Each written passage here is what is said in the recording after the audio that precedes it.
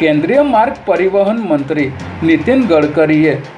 FASTag મુદ્દે મોટી જાહેરાત કરી છે. નીતિન ગડકરીએ એક્સ પર ટ્વીટ કરી જણાવ્યું હતું કે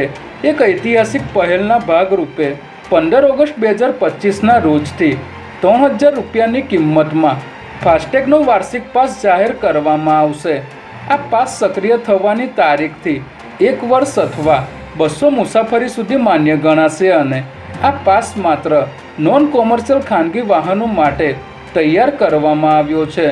જે દેશભરના નેશનલ હાઈવે પર અડચણમુક્ત મુસાફરી શક્ય બનાવશે.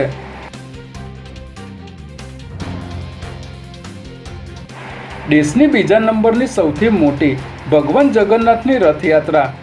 આગામી 27 જૂનના રોજ અમદાવાદમાં યોજાવાની છે, પરંતુ હાલમાં અમદાવાદમાં પ્લેન ક્રેશની દુર્ઘટનામાં 250થી વધુ લોકોના મોત થયા હોવાથી આ વર્ષે ભગવાન જગન્નાથની રથયાત્રા સાદગીપૂર્ણ રીતે કાઢવામાં આવે એવી સંભાવના છે, જેમાં રથ અને પ્રસાદની ટ્રક સાથે જ રથયાત્રા યોજવા વિચારણા કરવામાં આવી રહી છે. જોકે રાજ્ય સરકાર અને મંદિરના ટ્રસ્ટી સાથે બેઠક કર્યા બાદ આ મામલે નિર્ણય લેવામાં આવી શકે છે.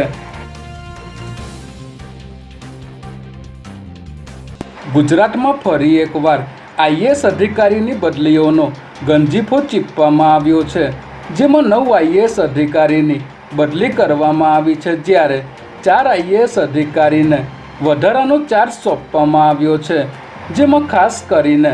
શહેરી વિકાસ અને શહેરી આવાસ વિભાગમાં અગ્રસચિવ તરીકે કાર્યરત અશ્વિની કુમારની રમતગમત, યુવા અને સાંસ્કૃતિક વિભાગમાં બદલી કરવામાં આવી છે, જ્યારે રમતગમત, યુવા અને સાંસ્કૃતિક વિભાગમાં કાર્યરત એમ થિન્નારસનની શહેરી વિકાસ અને